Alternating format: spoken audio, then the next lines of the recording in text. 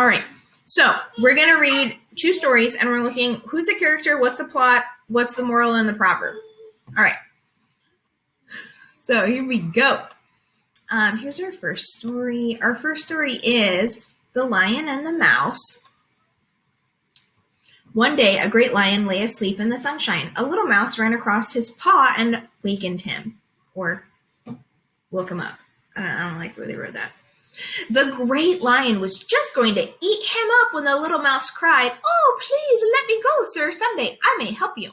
The lion laughed at the thought that the little mouse could be of any use to him, but he was a good-natured lion, and he set the mouse free.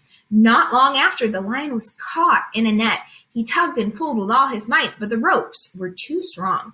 Then he roared loudly. The little mouse heard him, and he ran to the spot. "Be still, dear lion, and I will set you free. I will gnaw the ropes." With his sharp little teeth, the mouse cut the ropes, and the lion came out of the net.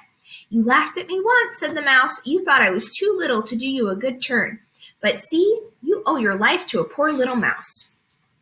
Okay, so if we can break this apart, we can see that our characters are a big lion and a little mouse.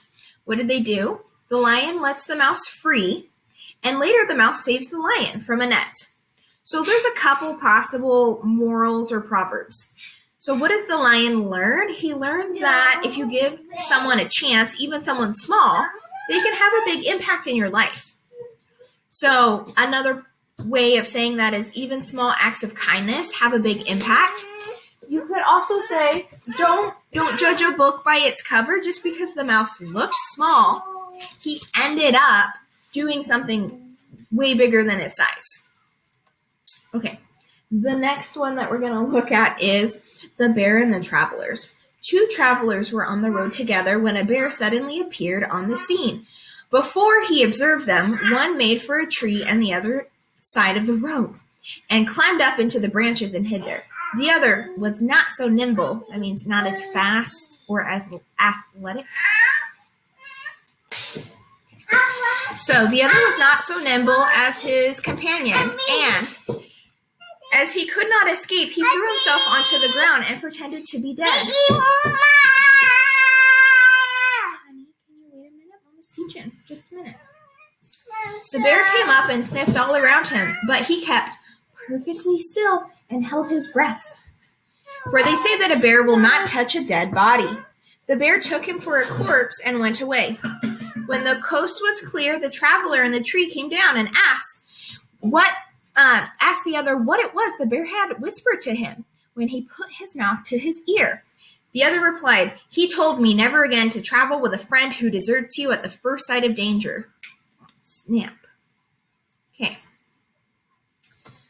So, recapping the story, we have two travelers. One goes up in a tree. One plays dead on the ground. The bear comes up, sniffs him, and then whispers a little something in his ear.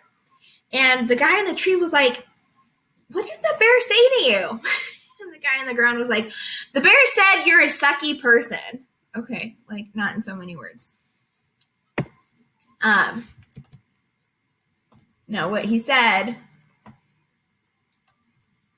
Come on. What's this? I'm gonna have two characters. Two travelers. They're supposed to be friends.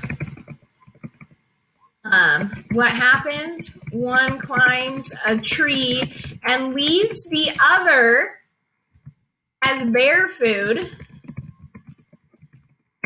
That guy plays dead. And the bear leaves him alone. However, that proverb, that moral of the story is really what the bear is saying, is don't go around with people who are going to leave you at the sight of danger.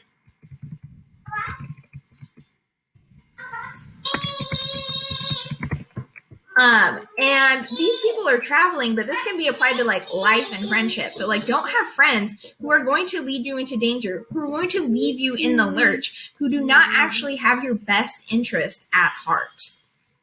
Okay. So what I want you to do now is to take the quiz. Take that 7.9 quiz.